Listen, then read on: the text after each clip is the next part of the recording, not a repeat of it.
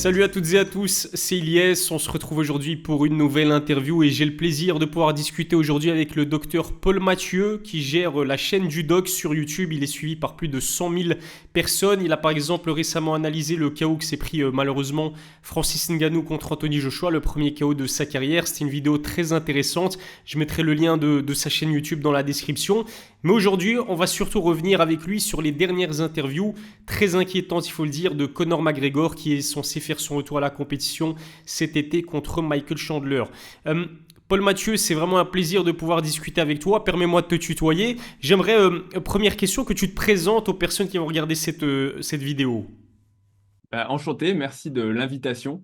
Je m'appelle Paul Mathieu, je suis médecin spécialisé en cardiologie et plus précisément en cardiologie du sport.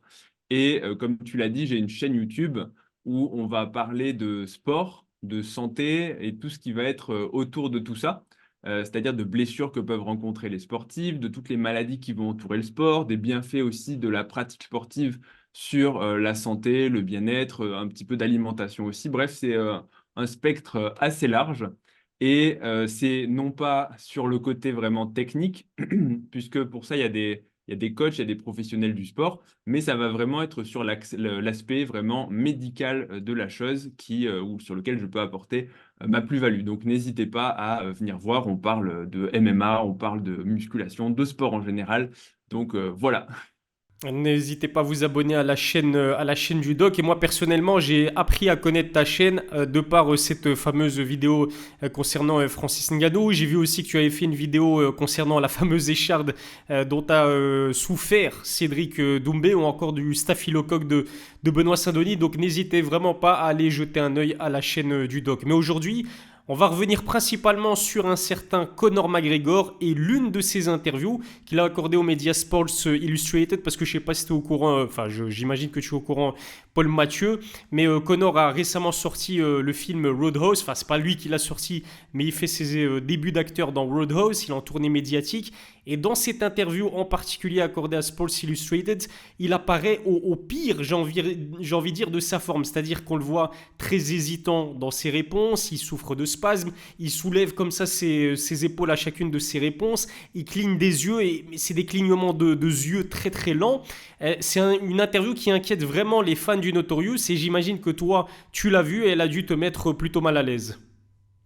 Pour être totalement honnête, en fait, je l'avais pas vu parce que je suis pas particulièrement le cinéma. Je savais que Connor avait joué dans un film, son premier film, je crois. Je m'étais, pour faire un petit peu l'historique, je m'étais beaucoup intéressé aux interviews de Connor pour une vidéo que j'avais préparée sur ma chaîne.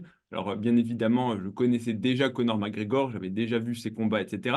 Mais je m'étais vraiment plus penché sur l'aspect du personnage et des interviews, notamment sur sa transformation physique qui avait choqué beaucoup de personnes. On l'avait vu l'an dernier revenir avec en gros 15 kilos de masse musculaire en plus. J'avais beaucoup de personnes de mon public sur ma chaîne qui m'avaient dit, mais attends, sa transformation, est-ce que c'est possible? Est-ce qu'il a pris des stéroïdes? Alors on va en reparler un petit peu plus tard puisque ça fait partie de tes questions. Mais du coup, j'avais retracé un peu l'évolution de Connor puis sur les différents documents, les photos, les vidéos qu'on avait pour savoir un petit peu et analyser tout ça avec un regard peut-être objectif. Et donc, j'avais vu à l'époque beaucoup de ses interviews et récemment, comme il a plus combattu, c'est vrai que je ne me suis pas spécialement penché sur ses interviews. Donc, quand tu m'as envoyé un message pour me dire, voilà, Paul Mathieu, est-ce que tu as vu la dernière interview de Connor? Il apparaît complètement le regard dans le vague, fatigué, il a des spasmes musculaires. Il a l'air ailleurs, les fans sont inquiets, qu'est-ce que t'en penses? Je ne savais pas du tout et la première chose que je me suis dit, c'est mince, je ne savais pas que Connor avait des soucis de santé.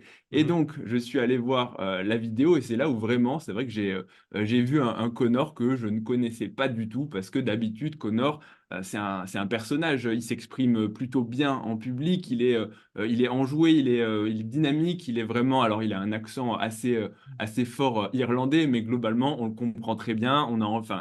Il est motivant, il est dynamique et il s'exprime relativement bien. Donc, c'est vrai que de le voir sur cette interview, je ne sais pas si tu pourras l'incorporer au montage, mais en tout cas, on le voit, il est assis à côté de Jake Gyllenhaal. Il commente pas vraiment ce qui se passe, il est un peu le regard dans le vide. Il a effectivement des petits spasmes au niveau de ses épaules.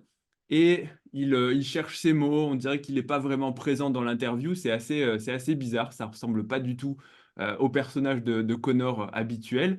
Donc c'est vrai que j'ai été surpris un petit peu. Alors sur une vidéo, on peut pas. Enfin, c'est toujours difficile de juger, mais c'est vrai que ça lui ressemble pas. Et je comprends que plusieurs personnes puissent être inquiètes de le voir dans cet état, parce que c'est vrai qu'on dirait vraiment qu'il n'est pas dans son état normal. Oui, donc quelque part, clairement, ça peut être considéré comme inquiétant de voir cette interview. J'ai lu énormément de commentaires. Désolé, je suis un petit peu malade, hein, donc ça, je précise aussi pour les personnes qui regardent cette vidéo, mais on va pas demander à Paul Mathieu de faire mon diagnostic, mais plutôt de poser un diagnostic pour Connor. Je te le disais, j'ai lu énormément de commentaires au sujet de cette interview-là, et il y a des gens qui disent que le fait de le voir dans cet état-là, ça prouve qu'il y a un manque ou un sevrage en ce qui concerne une potentielle consommation de cocaïne. Évidemment, on n'est pas là pour tirer des conclusions hâtives, on donne des hypothèses, mais j'aimerais vraiment avoir ton avis là-dessus, Paul Mathieu. Est-ce que selon toi, cette interview démontre un sevrage en cocaïne? Alors, juste, je vais faire un petit disclaimer avant. Je pense que c'est important.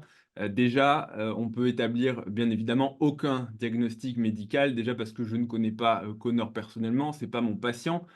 Si c'était mon patient, de toute façon, il y aurait le secret médical et je serais pas en train de vous dire, il prend ci, ça, il a telle ou telle maladie. Voilà. Là, c'est vraiment des hypothèses, des choses plus pour discuter, pour essayer de rebondir un peu sur ce qu'il a possiblement. Mais bien sûr, sans rien affirmer, c'est uniquement du conditionnel.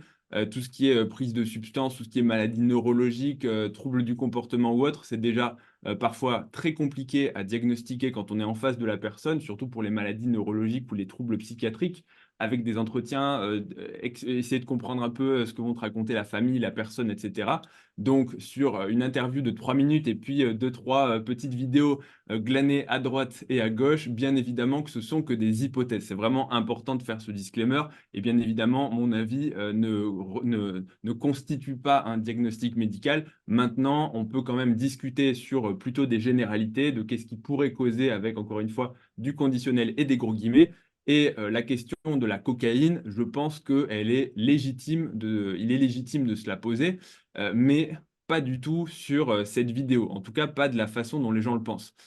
Pourquoi je dis ça? Parce que sur les vidéos qu'on a vues récemment, parce qu'effectivement, il est en promo pour son film, il a donné plusieurs interviews qu'on peut voir sur Internet, et dans la plupart de ces interviews, il est vraiment pas du tout comme ça. Et encore une fois, des interviews qui ont été données sur on va dire allez, je sais pas la timeline exacte, mais en tout cas sur les quelques jours, 10 jours maximum. Et la plupart du temps, on va retrouver au contraire un Connor qui va être plutôt hyper expressif, hyper dynamique, voire peut-être même plus que d'habitude. Il est vraiment surexcité, il regarde à droite, à gauche.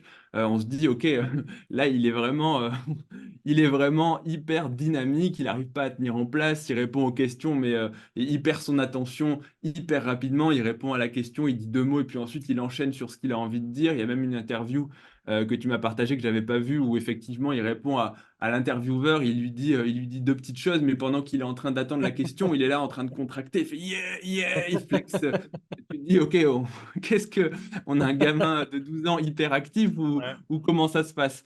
Donc, sur ce type de vidéo-là, je dirais effectivement, la question de la cocaïne peut se poser. Petit rappel, la cocaïne, je pense que tout le monde connaît plus ou moins, mais la cocaïne, c'est une drogue qui est bien sûr interdite, mais qui va agir comme un excitant au niveau du cerveau.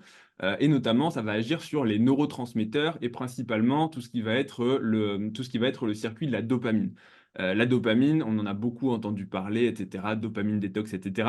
La dopamine, c'est quoi? C'est un neurotransmetteur qui agit dans tout ce qui est en gros circuit de la récompense et du plaisir. C'est-à-dire que c'est une hormone qui fait se sentir bien, et c'est pour ça que les gens vont, alors pas tous heureusement, mais en tout cas que c'est une drogue qui va être utilisée principalement en soirée, dans un contexte généralement festif, parce que c'est à la fois un excitant, où tu vas avoir une sensation de bien-être, tu vas avoir une sensation de plaisir, une sensation de maîtrise. Tu vas être plutôt, on va dire, comment on peut dire ça, jovial, heureux, tu sais, tout le monde va être tes amis. Tu vas avoir un sentiment de puissance, tout, enfin, tout va bien se passer. Donc c'est vraiment une drogue qui est très festive pour ce côté-là. Et ça agit aussi comme un excitant, donc à la fois bon, au niveau psychologique, tu auras plus de sensation de sommeil, tu vas avoir la sensation de tout comprendre, de tout savoir. Tu vas vraiment être hyper dynamique à la fois sur le plan, encore une fois, psychologique, mais aussi sur le plan physique. Ça va accélérer ton rythme cardiaque. C'est vraiment, en gros, un booster assez puissant. Donc, de ce point de vue-là, quand on voit les interviews de Connor où il est hyper dynamique à la caméra, il a une espèce d'hyperactivité, tu sais, son cerveau, tu as l'impression qu'il va à 200 à l'heure. Il est là, là, là, il répond à quatre questions en même temps pour au final pas dire grand-chose, mais il est vraiment hyper présent. Là, pour le coup, on peut se poser vraiment la question de la cocaïne parce que c'est vraiment l'agitation. Encore que, il y a plein d'autres choses qui peuvent donner de l'agitation. Connor, ça a quand même été toujours quelqu'un plutôt dynamique. Alors, après, peut-être que ça fait plusieurs années qu'il prend ça, on ne sait pas. Mais en tout cas, effectivement, là, pour le coup, là, la question de la cocaïne, ou en tout cas des excitants, peut, à mon sens, se poser. Maintenant, quand on regarde vraiment l'interview à proprement parler, où il est plutôt fatigué, un peu amorphe, le regard dans le vide, les petits spasmes au niveau des épaules, il cherche ses mots, on n'a pas l'impression, je trouve, de reconnaître le Connor habituel. Donc, la question de la cocaïne, je pense que là, elle n'a pas lieu d'être, en tout cas pas pas de la façon dont les gens le pensent, c'est-à-dire il n'a pas pris de cocaïne clairement avant d'avoir fait l'interview, parce que au contraire, la cocaïne, c'est plutôt un gros excitant. Donc là, il est à l'inverse plutôt amorphe, plutôt endormi. Il cherche ses mots. Donc la cocaïne, pour le coup, je pense pas. Maintenant, ça peut être à l'inverse un sevrage en cocaïne. Effectivement, ça pourrait, même si c'est pas forcément l'hypothèse non plus que je privilégie parce que ça n'explique pas tout.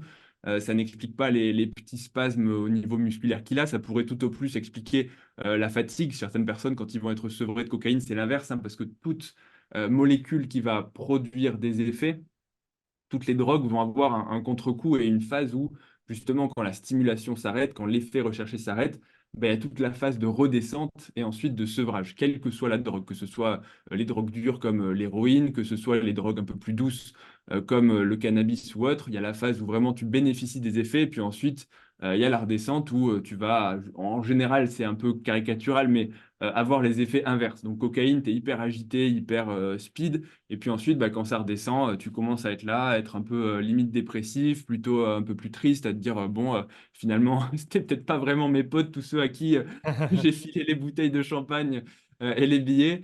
Donc voilà, donc tout finalement va avoir un prix à payer. Donc il y a une partie des symptômes, le côté un peu hagard, le côté un peu justement dysarthrie possiblement, il cherche ses mots, il a le cerveau, on va dire, un petit peu embrumé, ça pourrait coller avec soit de la cocaïne, soit, et bon, je vais mettre des guillemets à chaque fois, mais je préfère vraiment le redire, c'est que ce soit pas sorti de son Bien sûr. contexte, parce que je veux pas, enfin, je pose aucun diagnostic, c'est juste plus pour discuter et plus pour donner un peu de matière à réflexion aux gens, mais ça pourrait être aussi de la même façon les amphétamines.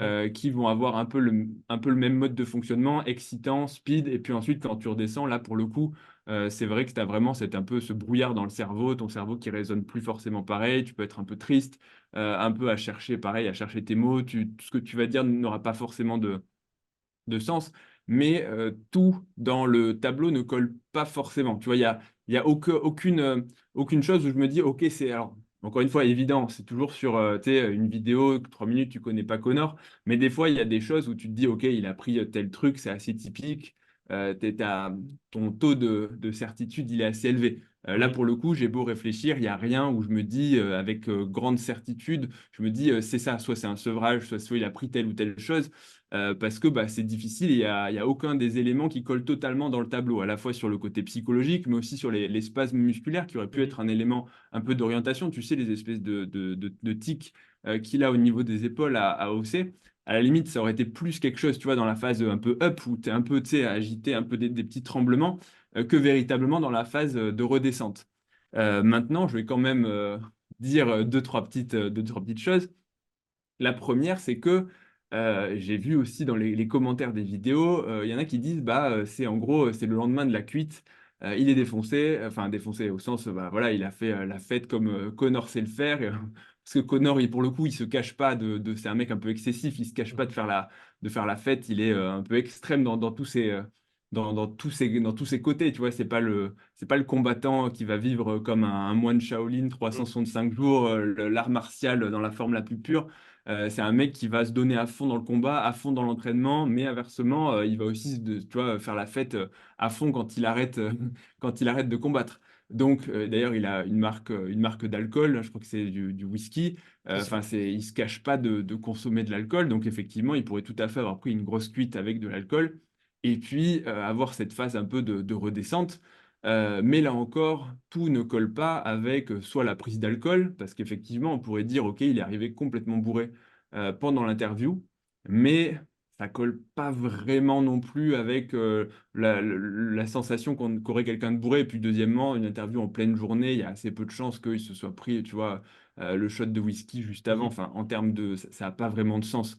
Inversement, le sevrage en alcool pourrait aussi donner certains des effets, mais c'est pas du tout typique de ce qu'on voit là. En général, le sevrage d'alcool, bon, déjà, ça ne survient pas sur des cuites isolées. C'est quand même des gens qui consomment de l'alcool de façon chronique pour avoir vraiment la dépendance à l'alcool. Tu vois, quand les gens, entre guillemets, enfin normaux, pas qu'il y ait de normalité ou pas, mais en tout cas, quand les jeunes vont prendre une cuite le samedi soir, ils n'ont aucune dépendance à l'alcool et le lendemain, ils font pas un sevrage. Ils Mhm. ont les effets de la cuite, ils ont la gueule de bois, mais ils n'ont pas le sevrage. Le sevrage, c'est vraiment consommation chronique d'alcool, et puis on t'enlève l'alcool, et puis ton cerveau s'est un peu habitué justement à avoir tout le temps de l'alcool. Donc quand on n'a plus, tu vas avoir des symptômes psychologiques. Donc, typiquement, ce sera de l'anxiété, une sensation que tu vois, t'es en manque, il te manque quelque chose. Tu peux même avoir des symptômes psychiques, psychologiques un peu plus forts, hein, typiquement des hallucinations. Tu peux voir des animaux, des araignées, des choses un peu terrifiantes, donc des vraies hallucinations. Et ensuite, tu as les symptômes physiques, c'est-à-dire des vrais signes, tu vois, les sueurs, la tension qui va monter, le rythme cardiaque qui va s'accélérer.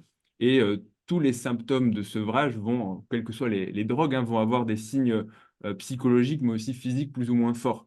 Et l'exemple du sevrage le plus typique en termes de signes généraux, ça va être le sevrage, parce que toutes les drogues ont des sevrages plus ou moins faciles, entre guillemets, et le plus dur, typiquement, ce sera le sevrage à tout ce qui va être héroïne, où là, c'est pour ça qu'en général, quand tu tombes dedans, c'est hyper dur de t'en sortir. C'est que ça va te donner vraiment, bon, à la fois psychologique, le besoin, les cravings, enfin les impériosités pour consommer, mais aussi des signes physiques hyper violents, hein, sur le plan des sueurs, des nausées, des vomissements, des douleurs qui sont très très douloureuses vraiment au niveau des muscles, des articulations. Enfin, c'est vraiment un état de mal-être qui fait qu'en fait, c'est pour ça que le truc, quand on dit, tu sais, les drogués, ils sont en manque, mais c'est un vrai manque qui est difficile et qui rend le sevrage encore plus difficile que simplement se dire il faut de la volonté. Enfin, en gros, il faut juste avoir envie de s'arrêter. Pour les drogues les plus dures, ça marche pas comme ça. Donc, pour revenir à Connor, le sevrage d'alcool, c'est peu probable là aussi parce que même si je pense pas que Connor soit un alcoolique au sens dépendance à l'alcool, il consomme probablement de l'alcool en soirée. Il avait d'ailleurs dit, je crois que c'était la Saint-Patrick, C'est qu'il ça. allait se prendre une bonne grosse caisse pour la Saint-Patrick avant de reprendre les choses sérieuses. Mais ça colle pas vraiment, tu vois, sur le côté sevrage d'alcool au sens dépendance. Maintenant, autre chose, c'est quand même sur tout ce qui va être manque de sommeil. Mhm. Dans ce sens-là, le côté gueule de bois, manque de sommeil, ça peut parfois donner ou en tout cas amplifier certains symptômes psychologiques ou autres. Tu vois, un peu le regard dans le vide, le fait de chercher tes mots. On parle d'un manque de sommeil qui peut parfois être temporaire. Tu sais, tu as fait une nuit blanche, des fois le lendemain. Je pense que toi, moi, les gens qui nous regardent, des fois le lendemain, tu sais, tu es un peu vaseux, ton attention, elle est un peu, tu sais, t'es un peu ailleurs. Mhm. Pas sur le mode justement attention, genre, tu sais, comme il est dans les interviews, à regarder à droite à gauche, au contraire. Tu es plutôt en train de te dire où est-ce que je suis, tu sais, t'entends pas trop quand on te parle, tu cherches un peu tes mots, des fois tu trouves pas forcément tes mots. Donc le manque de sommeil peut, même s'il est rapide, encore une fois, c'est pas le diagnostic principal, mais ça peut favoriser un petit peu, exacerber certains côtés. Et pour la parenthèse, le manque de sommeil chronique, tu sais, enfin, tu sais pas, mais quand on va te priver de sommeil de façon prolongée, et ça aussi, c'est pour ça que faire un diagnostic sur 3 minutes, c'est très difficile, mais le manque de sommeil, quand il est poussé à l'extrême, juste pour faire réaliser aux gens qui écoutent à quel point ça peut vraiment mimer beaucoup de choses en termes de symptômes et de comportements, c'est que ça peut donner des vrais troubles neurologiques ou Mhm. psychiatriques. Typiquement, il y a des études qui se sont demandés pour voir un petit peu pourquoi on avait besoin de sommeil, enfin pour étudier le sommeil, et qui ont fait des expériences sur des humains, consentants bien évidemment, Mhm. de privation de sommeil. C'est-à-dire qu'en gros, tu signes et tu dis, OK, je suis d'accord qu'on expérimente et on va te surveiller. Et dès que tu vas commencer à t'endormir, on va venir te réveiller pour justement pas que tu t'endormes sur une période relativement prolongée pour justement voir ce que fait la privation de sommeil.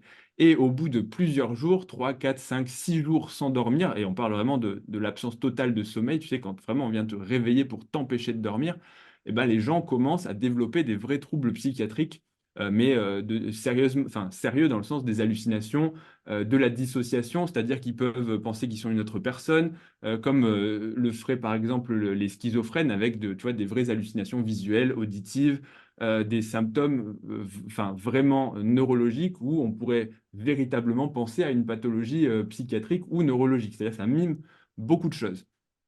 Donc, sans aller jusque-là, Connor, je pense qu'il n'a pas 8 jours de carence de sommeil, mais tu vois, le manque de sommeil peut accentuer certains symptômes ou certains traits qu'aurait peut-être Connor déjà à la base, hein. Et je vais donner un autre exemple.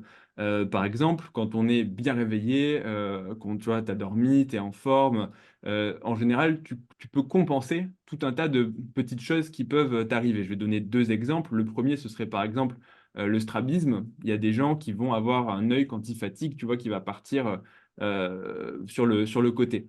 Alors que quand ils sont bien réveillés, justement, tu vois, leur tonus musculaire, il est tel que globalement, c'est bien compensé. Sauf que bah, les jours où ils n'ont pas trop dormi ou autre, hop, il y a un œil qui va partir.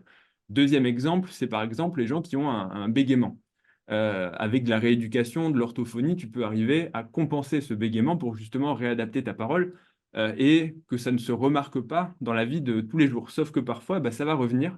Tu vois, quand tu vas avoir un manque de sommeil, tu n'auras pas dormi une nuit blanche, quand tu auras pris un peu d'alcool, tu vois, des petites choses comme ça peuvent ressurgir. Et des gens parfois peuvent bégayer ou avoir un petit manque d'humour après justement manque de sommeil, alcool. Donc, tu vois, parfois des choses qui sont compensées peuvent être exacerbées par le manque de sommeil. Pourquoi je dis ça? Parce que par exemple, le fait de Connor qui hausse les épaules, on n'en sait rien, mais peut-être qu'en fait, Connor, tu sais, il a un petit tic ou Mhm. quelque chose comme ça, qui pourrait simplement, tu vois, fausser un peu le tableau général, parce que là, on part sur un spasme musculaire, une maladie peut-être neurologique dégénérative, on ne sait pas.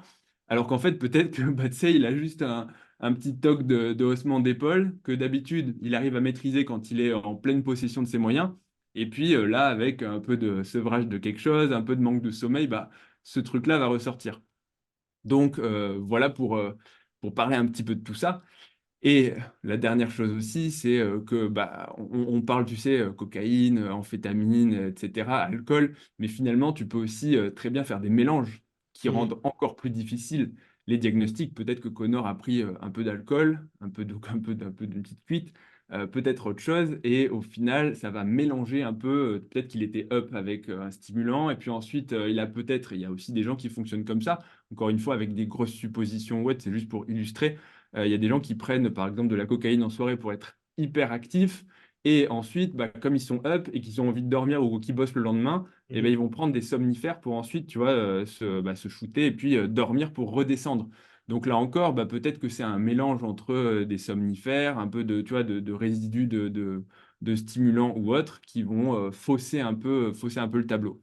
Donc c'est difficile de faire un diagnostic, mais voilà ce qu'on peut en dire. Réponse très détaillée, extrêmement intéressante.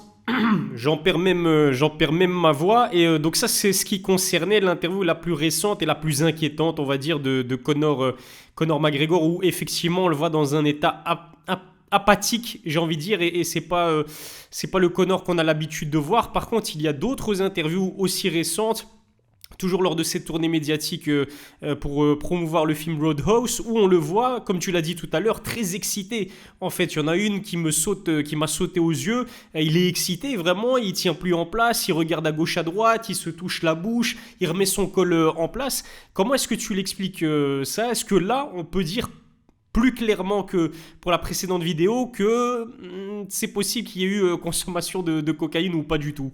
Bah, encore une fois, hein, c'est dur d'affirmer. Mhm. Maintenant, est-ce que c'est possible? Bah oui, c'est possible, c'est pas exclu, tu vois, ça pourrait coller pour le coup. avec une consommation de cocaïne, ce côté justement voilà, hyperactif, trouble de l'attention, un peu de jovialité, de familiarité avec les gens autour, tu sais, genre un peu comme un gamin qui est là, hyper excité la veille de Noël.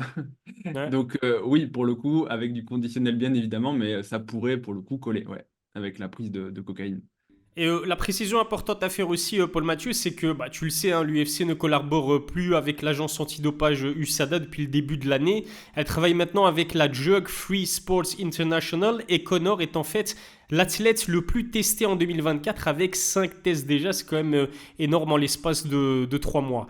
La cocaïne, elle n'est pas interdite hors compétition par cette agence antidopage, ce qui tranche avec les stéroïdes par exemple qui sont bannis hors compétition et en compétition également. Qu'est-ce que tu en penses de ça, Paul Mathieu? Ouais, c'est une bonne question. Je sais que ça a fait réagir un petit peu les gens. Alors, il y a deux choses. Alors, en tant que médecin, bien évidemment, que ce soit en compétition ou pas en compétition, je décourage bien évidemment que ce soit la prise de stéro, que ce soit la prise de cocaïne. Mais à mon sens, la décision, en tout cas le mode de fonctionnement, peut s'expliquer par justement le mode de fonctionnement de ces deux drogues. Et juste avant d'expliquer bon, les stéroïdes et enfin, la différence entre les stéroïdes et la cocaïne, je vais juste rappeler que tout ce qui va être les questions de dopage, c'est véritablement des décisions qui vont dépendre des époques et dépendre des contextes. En gros, qu'est-ce qui est un produit dopant? C'est un produit qui est inscrit sur la liste des produits dopants. C'est aussi simple que ça.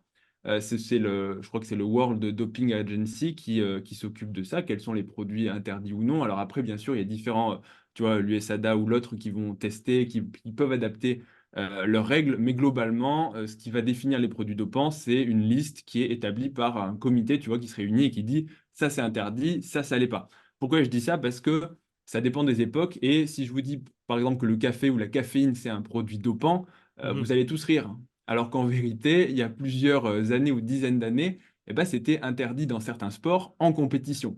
Alors que pourtant, bah, combien de personnes là sont en train de boire un café pendant qu'ils sont en train de regarder la vidéo? Est-ce que vous êtes des athlètes dopés? Je pense pas forcément. Donc voilà, tu vois, ça peut prêter à sourire, mais tout dépend des époques, tout dépend des mœurs. La question du dopage, c'est plus une réflexion qui va être éthique que véritablement une question médicale. Alors les gens, parce que des fois, tu vois, il y a les débats hein, de dire ah, les protéines en poudre, c'est du Mhm. dopage, ouais, mais c'est pas naturel, pourquoi la créatine?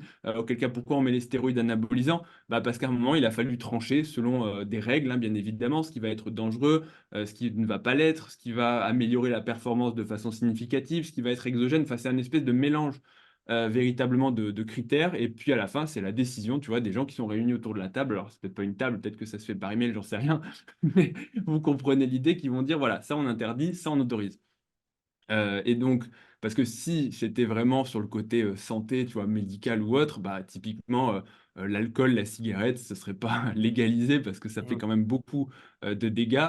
Et bah, on voit bien pourtant que c'est autorisé, alors qu'en vérité, je pense qu'il y a des produits dopants qui sont sur la liste, qui sont beaucoup moins dangereux que certaines choses autorisées. Donc, c'est juste pour la petite parenthèse. Maintenant, pour la question de la cocaïne qui est justement interdite uniquement en compétition. Mhm. À mon sens, ça s'explique parce que si on compare les deux, le mode d'action n'est pas du tout le même. Les stéroïdes anabolisants, ça va être donc des hormones, des androgènes. Donc, c'est les hormones en gros dérivées de la testostérone qui vont avoir pour effet principal d'augmenter tout ce qui va être masse musculaire, d'augmenter la force, d'augmenter tous les caractères masculins, donc la virilité, l'agressivité, etc., que ce soit sur le plan physique, mais aussi psychologique, puisque ça va changer un peu le comportement et la psychologie, un peu plus, tu vois, de hargne, envie d'aller se battre ou autre.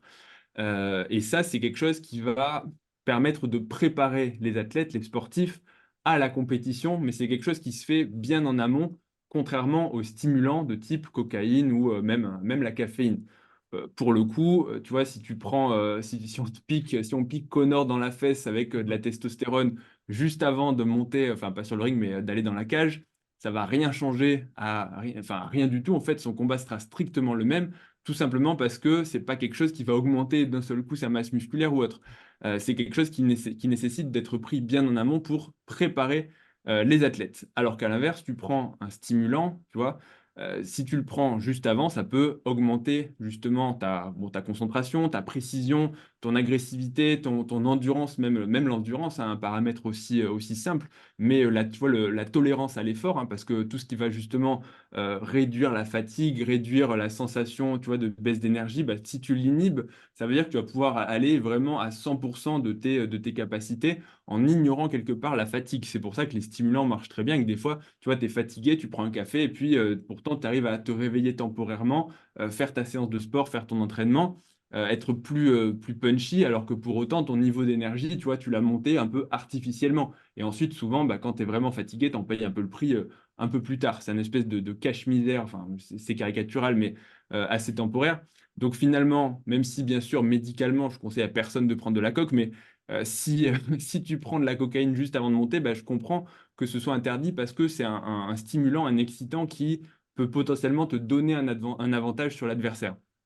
Alors qu'à l'inverse, bah, si tu prends, je pense que l'exemple sera assez parlant, si tu prends de la cocaïne tous les jours pendant les 6 mois qui précèdent la compétition chez un athlète, je pense que l'athlète va avoir d'autres problèmes que, que le problème du combat, parce que en termes de, tu vois, de santé, en termes de psychologie, en termes de sommeil, ça va pour la plupart des gens. Il y a toujours des exceptions. Tu sais, le mec qui va te dire, moi j'ai fait ci, je connais quelqu'un, il a fumé, il a vécu jusqu'à 100 ans. Ouais, enfin, pour la grande majorité des gens, si tu prends de la cocaïne de façon répétée, tu auras d'autres soucis que le jour du combat. Alors qu'à l'inverse, les stéros, bah, si tu te prépares, que tu fais ta petite cure de stéro 6 mois avant le combat pendant 3 mois, que tu gagnes 10 kilos de muscle et qu'ensuite bah, tu arrives et que tu es plus fort, plus musclé et qu'ensuite, même si tu arrêtes, bah, ton physique, tu l'as gardé. Donc, quelque part, c'est pour ça qu'il y a une grosse différence dans le mode d'action entre les deux et surtout sur la catégorie de produits dopants. Donc, du point de vue médical et on va dire objectif scientifique, ça ne me choque pas que la cocaïne soit uniquement interdite le jour de la compétition, parce que finalement, s'il a fait la fête 3 mois avant, alors encore une fois, je ne cautionne pas, mais ça n'aura pas d'avantage sur son adversaire pendant le combat. Continuons de parler des stéroïdes parce que c'est vrai que dans les commentaires, on reproche souvent, enfin certaines personnes reprochent souvent à Connor une potentielle consommation de cocaïne, mais c'est aussi le cas pour les stéroïdes, hein, puisque on lui reproche d'y avoir eu recours, pardon, après sa grave blessure au tibia survenue en juillet 2021 lors de sa trilogie contre Dustin Poirier. Les personnes qui l'accusent utilisent plusieurs arguments. Il y a sa guérison qui est, on peut dire, relativement rapide, puisqu'il a pu envoyer des kicks à nouveau moins d'un an après son opération, le fait qu'il ait pris 15 kilos de masse musculaire selon ses dires, et puis le fait aussi qu'il ait subi aucun contrôle antidopage en 2022.